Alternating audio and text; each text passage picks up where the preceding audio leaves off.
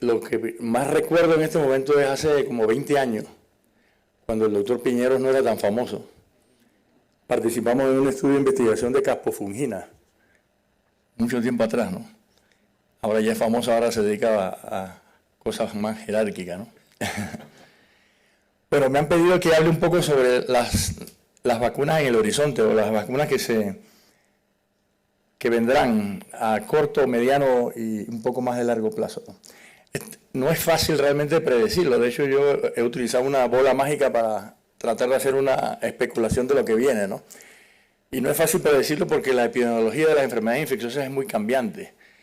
Porque de repente tenemos brotes, tenemos pandemia, tenemos enfermedades emergentes y tenemos a veces vacunas que empiezan con gran furor y son abandonadas en el camino porque no resultan, porque el patógeno muchas veces nos lleva la delantera y es más inteligente que nosotros en el desarrollo de las vacunas, ¿no? Entonces vamos a tratar de especular un poco sobre qué va a venir en los próximos 10 años. Estos son mis conflictos de interés, múltiples estudios de investigación para diferentes empresas e instituciones científicas. Para empezar, antes de hablar del futuro, yo creo que es importante hablar un poco del pasado y del presente, ¿no? Hace quizás 10, 15 años, 20 años, la vacunación era una actividad meramente pediátrica, del pediatra. Y los médicos de otras disciplinas realmente tenían muy pocos conocimientos sobre la vacunación, ¿no? Pero ahora realmente la vacunación es una actividad que se debe dar a lo largo de toda la vida del individuo, ¿no? Lactantes, niños, adolescentes, vacunación para viajeros, mujeres embarazadas, trabajadores de la salud y adultos mayores. Y la pandemia, precisamente esta de coronavirus, ha enseñado a mucha gente la importancia de las vacunas, ¿no? Y ahora hay muchos internistas, por ejemplo, y de otras especialidades de adultos que se fijan un poco en cómo los pediatras habían manejado el campo de la vacunación para aprender conocimientos, lógicamente porque era una actividad pues meramente pediátrica, ¿no? Y el enfoque actual y futuro de la vacunología también ha cambiado ostensiblemente, ¿no?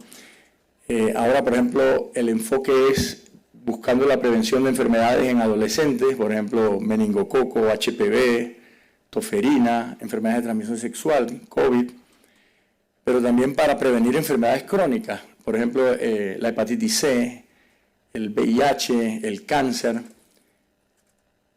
y el desarrollo de vacunas para prevenir enfermedades emergentes o para estar preparados para cuando ocurran estos brotes de enfermedades emergentes, ¿no? Ébola, chikungunya, dengue, zika, chagas, malaria, Nipah, incluso vacunas para prevenir la resistencia a los antibióticos.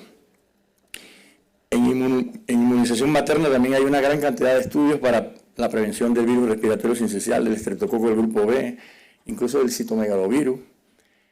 También enfermedades del adulto mayor, zóster, neumococo, COVID, norovirus, sobre todo en los turistas de mayor edad que van a los cruceros que tienen brotes de norovirus, enfermedades pediátricas, pero también el enfoque es buscar vacunación para atacar la pobreza desde el punto de vista de vacunación, de enfermedades de salud pública, ¿no?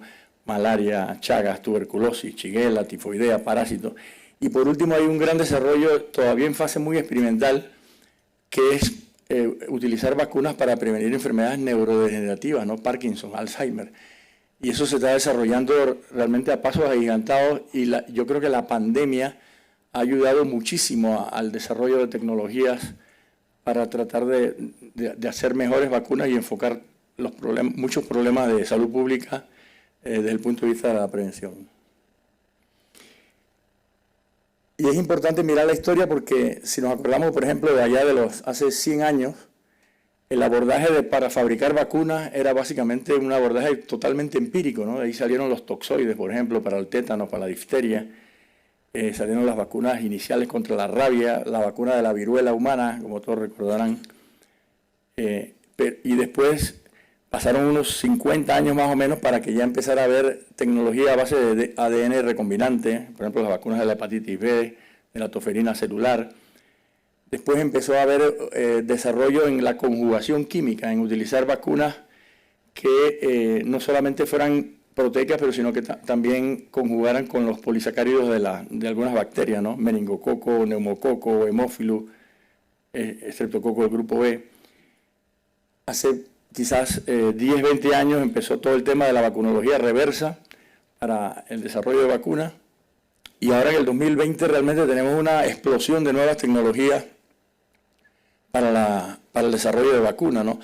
Desde la biología sintética, desarrollar mejores adyuvantes para que haya una respuesta inmune mucho más robusta, la vacunología estructural para hacer vacunas quiméricas, por ejemplo, combinar incluso microbios para que esa quimera de microbios pueda ser más sólida la vacunación, nanopartículas, vacunas semejantes a partículas virales, vectores virales, tanto replicantes como no replicantes, y por último la tecnología novedosa que es la de genética, sobre todo a base de esta RNA mensajero, que lo hemos visto mucho en el COVID, ¿no? Así que realmente esta explosión de la tecnología y la pandemia ayuda muchísimo a esto, va muy seguramente a marcar el camino futuro para el desarrollo de nuevas vacunas. Y es que ahora se está entendiendo las vacunas desde el punto de vista mucho más integral, mucho más complejo. Ya incluso se está acuñando el término de vacunómica, porque se ha entendido mucho mejor ahora todos los mecanismos y los entresijos inmunológicos que hay en cada individuo, ¿no? La respuesta inmunitaria es realmente un complejo sistema interconectado en red, ¿no? Que tiene que ver, por ejemplo, el microbioma, tiene que ver los genes, tiene que ver la edad, la autoinmunidad, tiene que ver la malnutrición, la obesidad, las dietas, el estrés. Entonces todo eso se conjuga para realmente tener un sistema inmunológico que pueda afrontar la prevención de diferentes enfermedades, ¿no? Entonces se está trabajando, por ejemplo, en epigenómica, en genómica, en metalobómica, en transcriptómica, para precisamente entender un poco los polimorfismos genéticos, los receptores, los procesamientos antigénicos.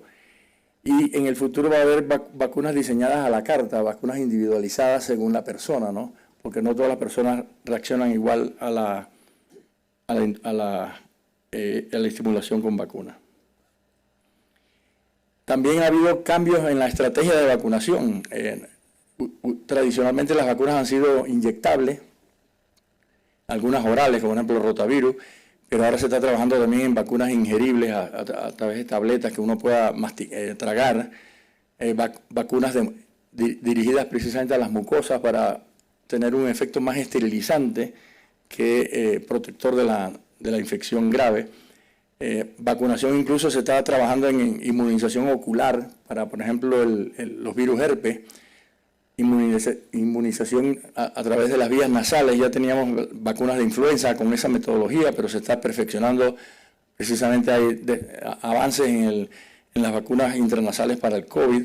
También se están trabajando para el sincicial respiratorio, inmunizaciones orales para cólera, para rotavirus, para norovirus, e incluso inmunización a través de la mucosa rectal o vaginal para prevenir, por ejemplo, el VIH o las enfermedades de transmisión sexual. Y también está cambiando las estrategias de administración de las vacunas, ¿no? Para que sean menos dolorosas, para que las personas accedan más fácilmente a la administración de la vacuna, ¿no? A través de parches, por ejemplo, en la piel, que se vayan absorbiendo los antígenos que uno quiere que se produzca la respuesta inmune, microagujas que prácticamente son no dolorosas, técnicas de electroporación para inyectar el DNA, por ejemplo, para las vacunas de DNA, con ultrasonido, con pistolas génicas, e incluso con implantes subcutáneos, que sean vacunas que se implanten subcutáneamente y que puedan ser vacunas duraderas en el tiempo, que la inmunidad no sea a corto plazo, sino que sean vacunas a lo mejor que puedan conferir inmunidad a muy largo plazo. Entonces, basándonos en todo este concepto, pues hay vacunas, si quisiéramos hablar de los próximos 10 años, hay vacunas que en los próximos 3 años nosotros vamos a tener vacunas contra el dengue. De hecho, ya tenemos una vacuna contra el dengue aprobada, pero vienen otras más. Vacunas contra la malaria, que ya se está utilizando en el África, con estas autorizaciones de emergencia de la Organización Mundial de la Salud. Y nuevas vacunas, de hecho ya ayer precisamente la FDA aprobó las vacunas bivalentes de Moderna y de Pfizer para el COVID, para que sean refuerzos. Y pronto vendrán las vacunas intranasales de COVID también. Así que en los próximos 3 años, dengue, malaria y nuevas vacunas de COVID seguramente las vamos a tener. Dentro de 3 a 7 años quizás vamos a tener vacunas contra el chikungunya, norovirus, virus respiratorio sincicial, la doctora Abarca nos va a hablar de eso. También muy probablemente va a haber el desarrollo de vacunas contra muchos sarbecovirus, o sea, la familia de los coronavirus. Y también muy probablemente van a entrar vacunas contra el estreptococo del grupo B, sobre todo para el gran impacto que tiene esta infección en el periodo neonatal.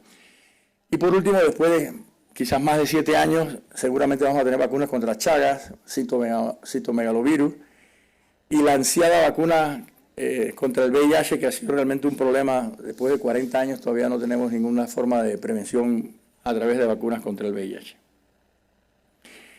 Y aquí les voy a poner ejemplos de estas vacunas que les estoy mencionando para que más o menos tengan una idea de lo que viene, ¿no?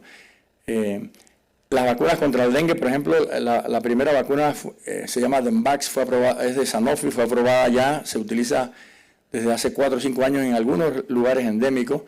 Esta vacuna tuvo el inconveniente de que en las personas seronegativas, cuando se exponían a esta vacuna, después podían desarrollar una enfermedad un poco más grave por el fenómeno de exacerbación inmunológica mediada por anticuerpos. Y esta vacuna, el problema de esta vacuna es que logísticamente es complicado, que antes de vacunar uno tiene que hacer una prueba para ver si la persona tuvo infección anterior o no. Entonces, logísticamente no es sencillo, ¿no?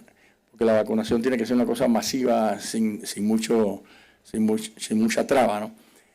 Pero ahora ya vienen 2 vacunas, una de Takeda, que nosotros aquí en Colombia, con el doctor Pío López y su grupo, nosotros en Panamá hemos trabajado en una vacuna, en el desarrollo de esta vacuna de Takeda, y también en Estados Unidos, en Brasil, están trabajando en la vacuna diseñada por el NIH, que son vacunas vivas atenuadas contra el dengue, ¿no? Y después vienen también otras plataformas como vacunas de subunidades, vacunas de DNA, pero todavía están un poco más atrasadas. De hecho, aquí abajo les he puesto el desarrollo de la vacuna de Takeda. Por ejemplo, se hizo el fase 2, se está terminando el fase 3 y ya tenemos publicaciones de 18 meses, 24 meses, 36 meses con esta vacuna de Takeda, y no parece que haya una señal de alarma en el sentido de exacerbación de la respuesta inmune, ¿no? Así que muy probablemente en el 2023 esta vacuna es muy probable que sea aprobada por los organismos reguladores. Y de hecho ahora estamos trabajando también en aplicar la vacuna, un refuerzo booster después de 4 años para ver si se solidifica aún más la respuesta inmune. Vacuna contra la malaria ya se utiliza desde el año 2019 con una aprobación de emergencia en el África, sobre todo contra el Plasmodium falciparum. Esta es una vacuna que se llama Mosquirix y que tiene 36% de eficacia. Sin embargo, dada la gran cantidad de casos, la carga de enfermedad que hay en el África, 36% de eficacia disminuye considerablemente la cantidad de niños que pueden estar afectados por una malaria que es severa y que es letal en muchas regiones del África, ¿no? Y ahora, a través del conocimiento de todo el ciclo evolutivo del Plasmodium, se están desarrollando vacunas para intervenir, por ejemplo, en la fase de esporozoito, o en la fase de merozoito, o en la fase de gametocito, para desarrollar vacunas en distintas fases, ¿no? Y de hecho hay una vacuna nueva que muy probablemente pronto va a tener mayor aplicación. Es una vacuna que utiliza precisamente el esporozoito del Plasmodium. Esta vacuna se llama R21 Matrix M, que aparentemente pudiera tener una eficacia que va ya hasta el 70%. Así que pronto seguramente vamos a tener buenas vacunas contra la malaria para beneficio, pues, de la humanidad, ¿no? Vacunas contra chikungunya, hay diferentes plataformas, hay algunas más avanzadas. Por ejemplo, hay vacunas vivas atenuadas, hay de partículas virales, hay inactivadas, hay de vectores virales, están entre fase 1 y fase 3. En Colombia y en Panamá estamos participando en el desarrollo de la vacuna esta de inactivada, de los laboratorios Bharat de la India. Así que seguramente en los próximos años vamos a estar oyendo de estas vacunas contra chikungunya.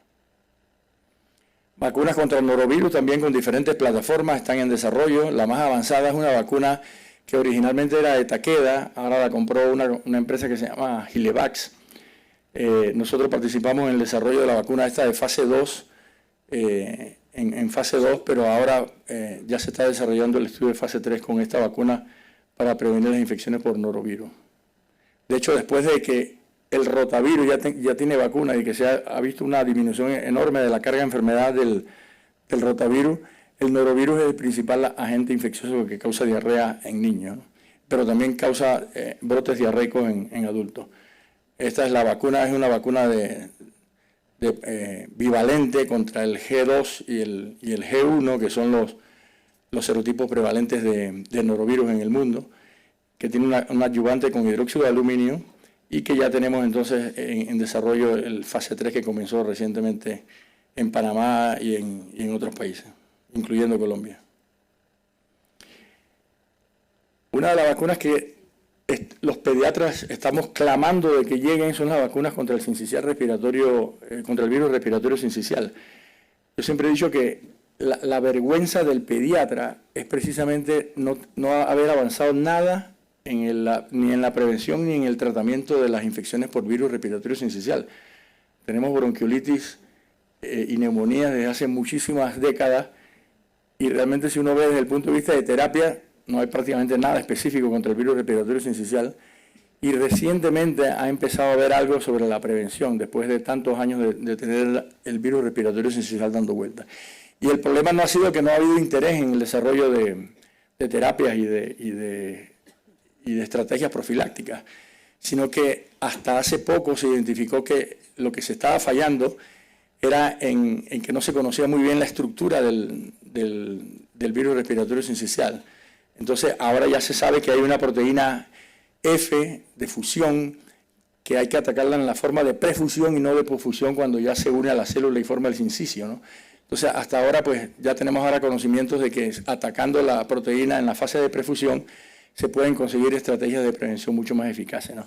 Y aquí, por ejemplo, a la derecha de su pantalla tienen la proteína F en prefusión, que es como redondita, y después se alarga cuando se une a la célula. Entonces hay diferentes antígenos o epitopos en que si uno quisiera prevenir, tiene que fijarse exactamente en cuáles son los más expuestos en la proteína F y cuáles, una vez que se alcance la forma de posfusión, no desaparecen. Por ejemplo, todos nosotros usamos palivizumab para la prevención de enfermedades por el virus respiratorio sincicial, sobre todo en prematuro. El palivizumab actúa en el sitio 2, que está más o menos como en el centro, pero que cuando hay cambio en la configuración de la proteína se esconde.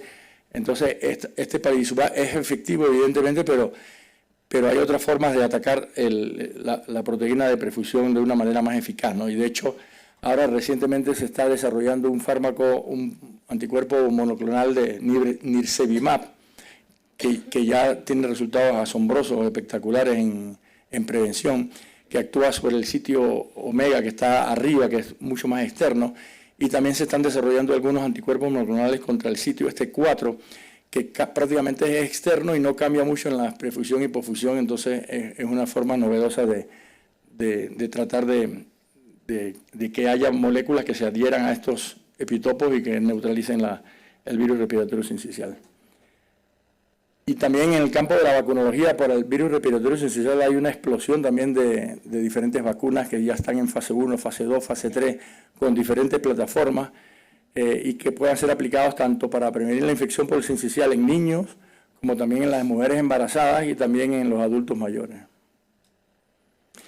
De hecho, este monoclonal que se llama nirsevimab, lo importante de este monoclonal, que seguramente va a reemplazar rápidamente al palivizumab, es que solamente es una sola dosis, porque tiene una vida media de 5 a 6 meses. Entonces, con una sola dosis, cuando uno anticipa que viene la circulación de la temporada del sincicial respiratorio, uno puede dar una sola dosis de nirsevimab y prevenir la infección por el virus respiratorio sincicial.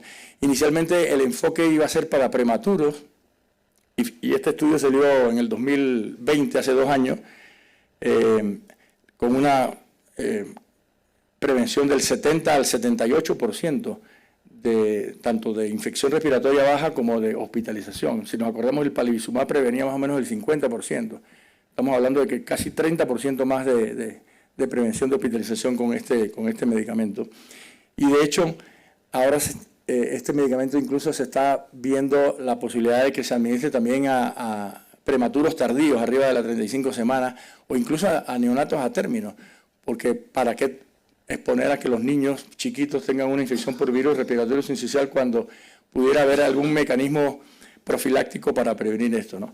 Inicialmente se hizo el estudio sobre todo en el hemisferio norte. Esto está publicado ahora en el 2022 en New England, y fíjense, por ejemplo, la prevención contra infección, contra atención médica hospitalaria de una infección baja, también 75%. Cuando se iba a hospitalización, la hospitalización fue más o menos del 74.5%, pero el intervalo en confianza abarcaba el negativo. Entonces, porque nada más se habían enrolado 1.490 niños y todavía no había una muestra suficiente como para tener un poderío estadístico, nosotros en Sudamérica, en Panamá, en Colombia, en Sudamérica también, participamos también en el desarrollo de este producto y de hecho con los datos ahora que vinieron del hemisferio sur, ya la muestra subió a 2.994 infantes. Esto se va a presentar ahora en el ID Week en los Estados Unidos y realmente ya la robustez estadística demuestra que es muy eficaz contra la hospitalización también. Así que una sola dosis, idealmente para todos los niños pudiéramos tener un impacto tremendo en prevención de infección respiratoria por el virus respiratorio sincicial y quizás incluso en los síndromes asmáticos que muchas veces son gatillados por este organismo. También se está trabajando en vacunas combo, en vacunas, por ejemplo, que incluyen vacunas contra el flu, la influenza, contra el virus respiratorio sincicial, contra el COVID. Esto está en fase ya preclínica, algunos han entrado en fase 1 de investigación en seres humanos. Y también la idea de que haya una vacuna que proteja contra la influenza y que proteja contra el COVID, para que los refuerzos futuros de COVID y de influenza sean solamente con una inyección, lo que sería realmente fabuloso, ¿no? Y esto lo ha permitido el desarrollo de la tecnología de RNA mensajero. Las vacunas contra el estreptococo del grupo B también están bastante avanzadas, ya hay estudios en gestantes, van a empezar estudios de fase 3, porque se ha entendido que no solamente hay que atacar el serotipo, el polisacario capsular del grupo B, el 1, el 3, el 5, que son los más frecuentes, sino que también de alguna manera incorporar las familias de las proteínas ALP. Así que pronto también van a ver ustedes explosión de estudios con vacunas contra el estreptococo del grupo B. Esta es una diapositiva muy cargada, no es para que nadie se aprenda todas las vacunas que vienen, pero solamente para mostrarles la gran cantidad de vacunas que hay para el Chagas, vacunas preventivas para el Chagas con distintas plataformas en diferentes estadios. Y no solamente preventivas, sino vacunas terapéuticas contra el Chagas también, para evitar, por ejemplo, una vez que ocurre la infección, evitar que haya los problemas cardíacos en los crónicos, ¿no? Sin lugar a dudas, las vacunas que nos han fallado son las vacunas contra el VIH, ¿no? Porque todo el mundo siempre dice, bueno, contra el COVID en menos de un año ya tuvimos vacuna contra el COVID, ¿qué pasa con el VIH? Pues, no hay interés. Lo que pasa es que el VIH es un organismo completamente distinto, es un microbio complicado. Una persona infectada por el VIH puede tener incluso 20, 30, 40 subespecies del propio virus dentro de su organismo, ¿no? Entonces es un virus que muta mucho, que tiene cuasi especies a tutiplén, que se mete dentro de la maquinaria celular que precisamente es la que trata de inducir la producción de vacunas, que son los linfocitos, y que es un virus latente que se esconde en reservorio, ¿no? Entonces no es un virus fácil de atacar. De hecho, se han tenido una gran cantidad de estudios de vacunas que han fallado completamente. Aquí vemos algunas de ellas. Aquí vemos otras también que han fallado. Las últimas 3 que están aquí, que supuestamente iban a completar los estudios en el 2022, quizás la pandemia ha retrasado un poco esto. Estamos esperando para ver los resultados de estas vacunas, pero ahora también se está trabajando con plataforma de RNA mensajero para el desarrollo de vacunas de VIH, así que seguramente en los próximos 10 años nosotros vamos a tener bastante información sobre la posibilidad final de prevenir el VIH a través de vacunación. vacunas de citomegalovirus también están en diferentes fases de desarrollo, todavía un poco incipiente. También es un virus complicado porque es un virus latente que permanece en las células de por vida, básicamente. Así que no es tan fácil el desarrollo de vacunas para citomegalovirus. Y las vacunas que urgentemente necesitamos son vacunas para los antivacunas, ¿no? Porque hemos visto toda una gran cantidad de ruido de antivacunas, con desinformación, con infodemia, atemorizando a la gente, y hemos visto que nuestros países que tenían unas tasas de vacunación altísimas contra muchas enfermedades inmunoprevenibles, ahora han bajado las coberturas precisamente por todo este temor infundado sobre la seguridad de las vacunas, ¿no? Así que tenemos una ardua tarea de educar, persuadir, dar información y salir a las redes sociales, a nosotros, los médicos no nos entrenan en comunicación y salud, tenemos que hacerlo porque si no, algún ocioso llena el vacío ese con desinformación, ¿no? Entonces, realmente la tarea del médico en estos momentos es crucial para precisamente combatir esto, ¿no? Y yo siempre digo que cuando uno intenta convencer a los padres de que se vacunen a sus hijos, no solamente tiene que educar, tiene que ser cordial, tiene que informar de una manera amena, pero también clara, pero a veces también hay que ser un poco franco, ¿no?